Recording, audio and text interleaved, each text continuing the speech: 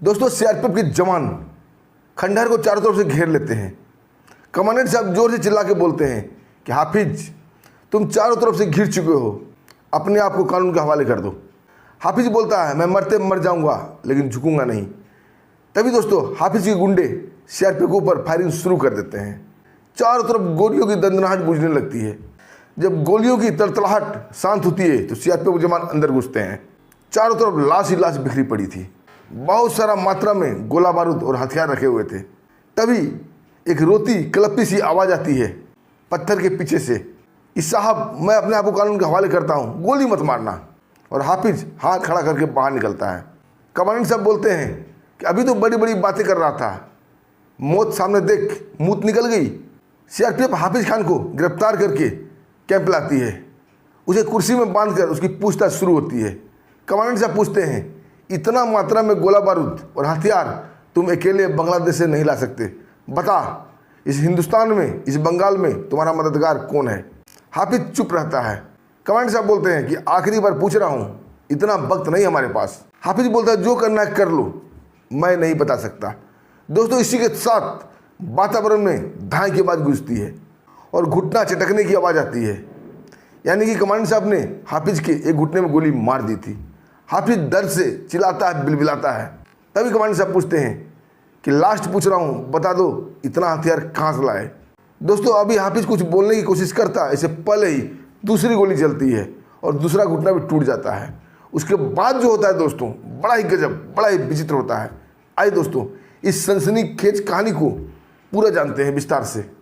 दोस्तों कहानी शुरू करूं इससे पहले आप लोगों का बहुत बहुत शुक्रिया, दिल से धन्यवाद।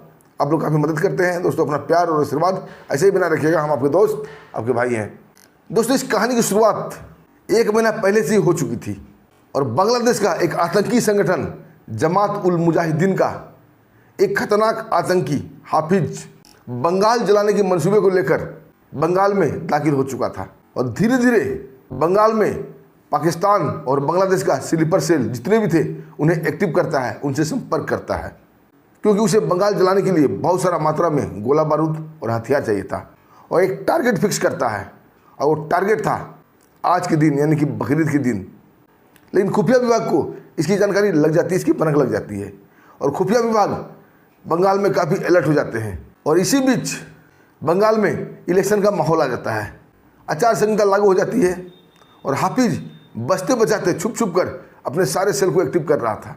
इलेक्शन का रिजल्ट भी आ जाता है और ममता की सरकार चली जाती है और शुभेंदु अधिकारी यानी कि बीजेपी की सरकार बन जाती है। अब हाफिज के लिए काम करना थोड़ा मुश्किल हो गया था। अब वो बंगाल में काफ़ी डरने लगा था, क्योंकि ममता की सरकार थी नहीं जो उसे मदद करती। अब बिल्कुल वो सावधानी से रुक रुक के वो अपने काम को आगे बढ़ा रहा था, लेकिन टारगेट वो भूला नहीं था, बकरीद के दिन। तभी उसका एक नेता बांग्लादेश से उसे आदेश देता है कि उसका एक बहुत बड़ा स्लीपर सेल जिसका नाम है शमीम अहमद, हावड़ा का शिवपुर थाने का चौड़ा बस्ती का रहने वाला है, उसे संपर्क करो। दोस्तों हाफिज छिपता छिपाता हावड़ा का शिवपुर थाने का चौड़ा बस्ती में जाता है और शमीम अहमद से मिलता है, अपना परिचय देता है। शमीम उसे देखकर काफ़ी खुश होता है। अब बोलता है, बिरादर तुम बिल्कुल सही वक्त और सही जगह पे आए हो। मैं तुम्हें इतना गोला बारूद, इतना हथियार दे सकता हूँ कि बंगाल क्या, तुम पूरे भारत को जला सकते हो। और हमें तुम जैसे आदमी की ही तलाश थी, तुम सही जगह पे आए हो। दोस्तों शमीम अहमद उसे एक गोला बारूद का जखीरा दिखाता है और धीरे धीरे करके हाफिज गोला बारूद को अपने ठिकाने तक पहुँचाने लगता है। उसका ठिकाना था मुर्शिदाबाद का एक पुराना खंडहर। अपने साथ कई कट्टरपंथी युवाओं को भड़काकर अपने साथ बना लिया था, चाहे उसे पैसे का लालच दिया हो या 72 हुर का लालच।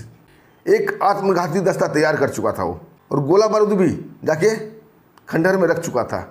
अब उसका टारगेट था कि पूरे गोले बारूद को बंगाल के जगह जगह पर रख देना और उसका विस्फोट करवाना। लेकिन खुफिया विभाग को धीरे धीरे इसकी जानकारी मिल जाती है और खुफिया विभाग काफ़ी अलर्ट थे और खुफिया विभाग को लगातार बांग्लादेश और पाकिस्तान की फ्रीक्वेंसी मिल रही थी और धीरे धीरे करके खुफिया विभाग हाफिज तक पहुंच जाती है। उसे ये पता चल चुका था कि हाफिज ने पूरे गोले बारूद, पूरा हथियार को खंडहर में इकट्ठा कर लिया है। इंटेलिजेंस विभाग सीआरपीएफ कलकत्ता के हेडक्वार्टर में मीटिंग कर रहे थे और इंटेलिजेंस विभाग के अधिकारी बोलते हैं सीआरपीएफ के अधिकारी से कि साहब हमें काम बिल्कुल फूक फूक के करना है, कहीं ऐसा ना हो कि हाफिज गुस्से में आकर पूरे हथियार, पूरे गोले बारूद में ब्लास्ट कर दे और आम पब्लिक मारा जाए। इसलिए हमें बिल्कुल ऐसे तरीके से काम करना है कि सांप भी मर जाए और लाठी भी ना टूटे, यानी कि हाफिज भी पकड़ा जाए और बंगाल में अफरा तफरी भी ना मचे।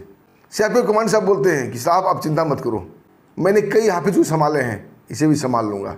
दोस्तों, खुफिया विभाग वाले अलर्ट हो जाते हैं और हाफिज की हर गतिविधि पर नज़र रखी जाने लगती है और सीआरपीएफ भी कई कंपनी के साथ बिल्कुल अलर्ट थी और फूंक फूंक के कदम रख रही थी ताकि किसी को शक ना हो। जब खुफिया विभाग को ये पता चल जाता है कि हाफिज ने अभी कहीं भी बम नहीं लगाया है, सारे बम खंडहर के अंदर हैं, उसके आत्मघाती दस्ता भी खंडहर में ही है। दोस्तों, ये मौका उचित देखकर तुरंत सीआरपीएफ कमांडेंट को फ़ोन कर देते हैं कि सभी आतंकी और हथियार, बम बारूद सब खंडहर में ही है, अभी ये उचित मौका है इन्हें मार गिराने का। दोस्तों, फिर क्या था, पलक झपकते ही सीआरपीएफ और उनके कमांडेंट वहाँ चल पड़ते हैं और थोड़ी देर में सावधानी बस पूरे खंडहर को धीरे धीरे घेर लिया जाता है।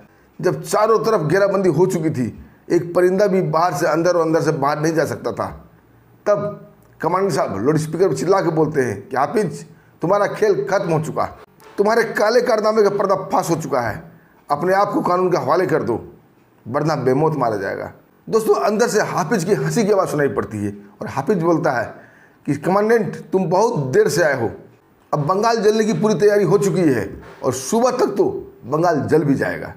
कमांडर साहब बोलते हैं, ये हिंदुस्तान की धरती है और इस धरती पर खड़ा होकर तुम हमें धमका रहे हो और बंगाल जलाने की बात कर रहे हो। इसी धरती माता के लिए हम जवान अपने सीने पर गोली खाते हैं। दोस्तों, हाफिज हंसते हुए बोलता है, हिंदुस्तानियों में डर पैदा करना हमारा मकसद है। कमांडेंट साहब एक एक बात उच्चबाते हुए बोलते हैं, डर? अरे किस डर की बात कर रहे हो हाफिज? डरते तो तुम लोग हो जो अंधेरे में चोरों की तरह छुप छुप कर बम रखते हो। अरे हिम्मत है तो सामने खड़ा होकर आमने सामना करो। दोस्तों, कमांडेंट साहब को इतना बोलना था कि खंडहर की तरफ से फायरिंग शुरू हो जाती है। हाफिज के जितने भी आदमी थे फायरिंग शुरू कर देते हैं। सीआरपीएफ पहले से अलर्ट थी, अपनी पोजीशन ली हुई थी और जवाबी कार्रवाई में सीआरपीएफ भी गोलीबारी शुरू कर देती है। दोस्तों, अंधाधुंध गोलियां चलती है, रात का सन्नाटा गोली की तरतराहट से गूंज उठता है। चारों तरफ अफरा तफरी मची हुई थी, वातावरण में गोली की तरतराहट गूंज रही थी, इसके साथ साथ कभी कभी चीख भी गूंज रही थी। तभी दोस्तों, वातावरण में हाफिज की आवाज़ सुनाई पड़ती है और हाफिज बोलता है, तुम हमें खत्म नहीं कर सकते कमांडेंट। सीआरपीएफ कमांडेंट भी बोलते हैं कि हाफिज, आतंक का अंत तय है, या तो तुम हथकड़ी पहनो या कफन उड़ा देंगे। हाफिज चिल्ला के बोलता है, मर जाएंगे लेकिन झुकेंगे नहीं। कमांडर साहब बोलते हैं, तुम आतंकी सिर्फ बातें बड़ी बड़ी करते हो, जब सामने मौत आती है ना, तुम्हारी मूत निकल जाती है और तुम्हारे साथ भी ऐसा ही होगा। उसके बाद दोस्तों, दोनों तरफ से जबरदस्त गोलीबारी चलने लगती है और धीरे धीरे गोलियों की तरतराहट कम होने लगती है, यानी कि आतंकी धीरे धीरे मरते जा रहे थे और सीआरपीएफ को जवान अपना पोजीशन लेते हुए एक दूसरे को सपोर्ट करते हुए अंदर प्रवेश कर जाते हैं। सारे आतंकी मार जाते हैं। जब कमांडर साहब अंदर आते हैं और जवान सर्चलाइट जलाते हैं तो चारों तरफ लाशें ही लाशें बिखरी पड़ी थी। अब बहुत सारा मात्रा में गोला बारूद और हथियार रखे हुए थे। दोस्तों, ये देखकर सीआरपीएफ कमांडेंट और सीआरपीएफ जवान का माथा खराब हो जाता है और बोलते हैं, इतनी बड़ी मात्रा में हथियार, गोला बारूद, इतना में तो पूरा भारत जल जाएगा। दोस्तों, कमांडेंट साहब इंटेलिजेंस ब्यूरो के अधिकारियों को खबर देते हैं, वो भी आनन फानन में उस जगह पर पहुँचते हैं। पूरा गोला बारूद और हथियार को उठाया जाने लगता है और सीआरपीएफ जवान उन लाशों को भी उठाने लगते हैं। तभी एक पत्थर की आड़ से लगभग रोते चिल्लाते हुए एक आवाज़ आती है कि साहब, गोली मत मारना, मैं अपने आप को कानून के हवाले करता हूँ, मैं हूँ हाफिज खान। आज दोस्तों, इसी के साथ सबका ध्यान पत्थर की तरफ जाता है और पत्थर की आड़ से हाफिज दोनों हाथ खड़ा करके रोता हुआ, गिड़गिड़ाता हुआ खड़ा होता है। दोस्तों, उसकी हालत देख कमांडेंट साहब और जवान हंसने लगते हैं। सबकी बंदूकें हाफिज की तरफ तन गई थी और हाफिज के पैर कांप रहे थे। वो खड़ा होने की स्थिति में नहीं था और मौत सामने देख उसकी आंखों के आगे अंधेरा नाच रहा था। कमांडेंट साहब हंसते हुए बोलते हैं, अरे हाफिज, तू तो ये बड़ी बड़ी बातें कर रहा था, मरने मारने की बात कर रहा था, अभी मौत को सामने देख तेरी मौत निकल गई। दोस्तों, हाफिज कमांडेंट साहब को चरणों में गिर जाता है, बोला, साहब माफ़ कर दो, गलती हो गई। उन लाशों के साथ साथ कमांडेंट साहब हाफिज को भी गिरफ्तार करवाते हैं और लेकर सीआरपीएफ कैंप आते हैं। दोस्तों, इतने गोले बारूद देखकर वहाँ अफरा तफरी मच चुकी थी। कमांडेंट साहब हाफिज को एक चेयर में बांध देते हैं। अब पूछते हैं, हाफिज, तुम बांग्लादेश से कब प्रवेश किए? भारत में। हाफिज पूरी कहानी बताता है कि साहब आज से 2 महीना पहले ही हम भारत में आए थे और अपना एक टारगेट लेके आए थे, और मेरा टारगेट था बकरीद के दिन पूरे बंगाल को जला देना। लेकिन हमें उम्मीद नहीं था कि ममता सरकार चली जाएगी और बीजेपी सरकार आ जाएगी।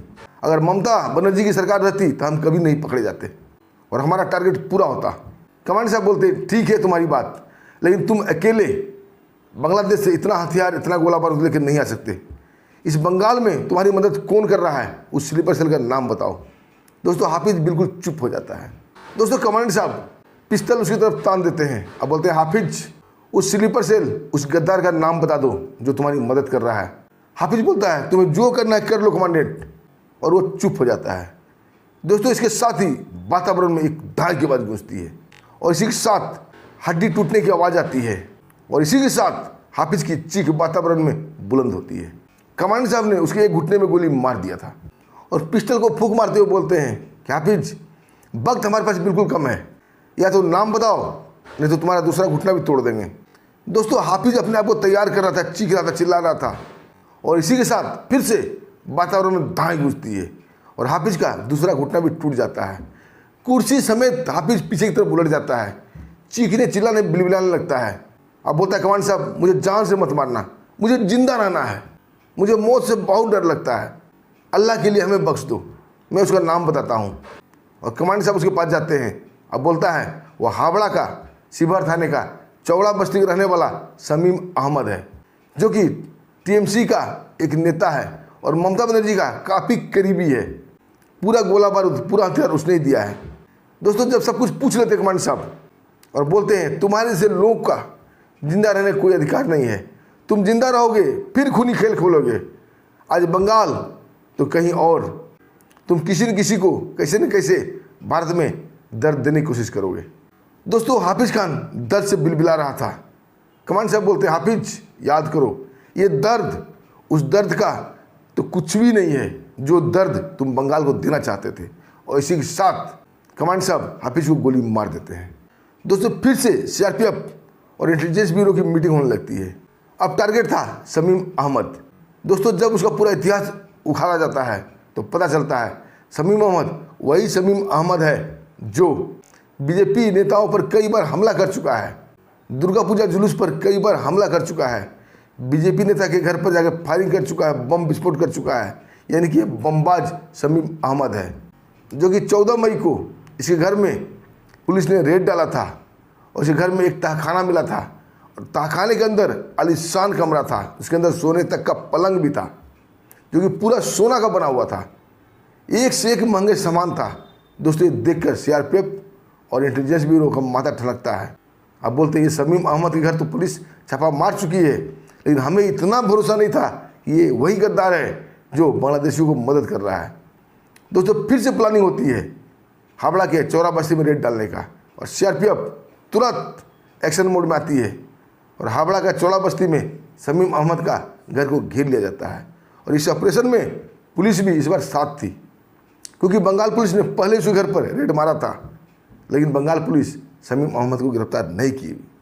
दोस्तों दोबारा रेड मारा जाता है, उसे घर की तलाशी ली जाती है, फिर से उसे घर में कई विस्फोटक सामान मिलते हैं, चप्पा चप्पा खंगाला जाता है, लेकिन शमीम अहमद नहीं मिलता है। अब सबसे बड़ी चुनौती थी इंटेलिजेंस ब्यूरो के पास शमीम अहमद को गिरफ्तार करना, क्योंकि सीआरपीएफ ने अपना काम कर दिखाया था। अब इंटेलिजेंस ब्यूरो, अपना खुफिया विभाग, ये सब मिलके अपने तंत्र खड़काने लगते हैं। इनके जासूस हर जगह घेराबंदी करने लगते हैं। तब जाके पता चलता है कि शमीम अहमद मुंबई भाग चुका है और किसी मुस्लिम बस्ती में छिप कर रह रहा है। दोस्तों धीरे धीरे खुफिया विभाग अपना तार वहाँ तक जोड़ती है और पता चल जाता है कि शमीम अहमद कहाँ छिपा हुआ है। दोस्तों फिर क्या था, बंगाल पुलिस, इंटेलिजेंस ब्यूरो और मुंबई पुलिस और मुंबई की क्राइम ब्रांच सब मिलकर एक ज्वाइंट ऑपरेशन चलाते हैं शमीम अहमद को पकड़ने का, क्योंकि शमीम अहमद मुंबई का एकता नगर में एसआरए बिल्डिंग में छिपा हुआ था और वो भी 8वीं मंजिल के फ्लैट में। दोस्तों फिर क्या था, Mumbai crime branch, Mumbai police, Bengal police, intelligence bureau सब मिलकर उसके फ्लैट का दरवाज़ा तोड़ते हैं और शमीम अहमद अपने 3 दोस्तों के साथ वहाँ पकड़ा जाता है। कोई गोलीबारी नहीं होती है और शांति से शमीम अहमद अपनी गिरफ्तारी देता है और बंगाल पुलिस उसे घसीटते हुए फिर से बंगाल लेके आती है। लेकिन शमीम अहमद का किस्मत बहुत ख़राब था कि बंगाल का सरकार बदल चुकी थी।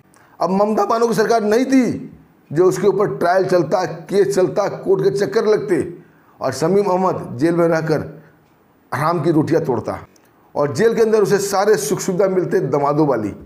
अब शुभेंदु दादा की सरकार थी, बीजेपी की सरकार थी। एक कड़ा फैसला लिया जाता है और गंजी बनियान में शमीम अहमद को नंगे पांव पूरे बंगाल में उसके एरिया में घुमाया जाता है। और दोस्तों, घुमाने वाली वही बंगाल पुलिस थी जो कल तक टीएमसी के लिए, ममता बनर्जी के लिए काम करती थी। दोस्तों, कोई भी पुलिस अच्छा और बुरा नहीं होता, कमांड के ऊपर निर्भर करता है। उत्तर प्रदेश पुलिस का एक ज़माना था जो अतीक अहमद के लिए काम करती थी, अखिलेश के लिए काम करती थी, जी हजूरी करती थी, भैंस तक ढूंढती थी। लेकिन जब योगी बाबा की सरकार आई तो वही पुलिस यमराज बन गई और चुन चुन के गुंडों को परलोक से उतारने लगी। और आज यही स्थिति बंगाल की है। वही बंगाल पुलिस जो ममता बानो की जी हजूरी करती थी और आज यमराज बनी हुई है। और वही पुलिस शमीम अहमद को पूरे बंगाल में नंगे पांव कच्चे बनियान में घुमाती है ताकि लोगों के दिल से आतंक का, इन आतंकियों का, इन गुंडों का डर खत्म हो। और दोस्तों, जब तक हिंदुस्तान में देशभक्त जवान, खुफिया विभाग और आप जैसे अलर्ट नागरिक मौजूद रहेंगे, भारत माता की धरती को कोई हिला नहीं सकता, कोई जला नहीं सकता और आतंकियों को हमेशा मौत दिया जाएगा। और दोस्तों, आप क्या कहना चाहेंगे इस कहानी पर? अपने दिल की बात कमेंट के माध्यम से जरूर लिखिएगा और खुफिया विभाग और सीआरपीएफ के लिए जय हिंद जरूर लिखिएगा। दोस्तों, अब हमें आगे भी दीजिए, फिर मिलते हैं एक शानदार सच्ची कहानी के साथ।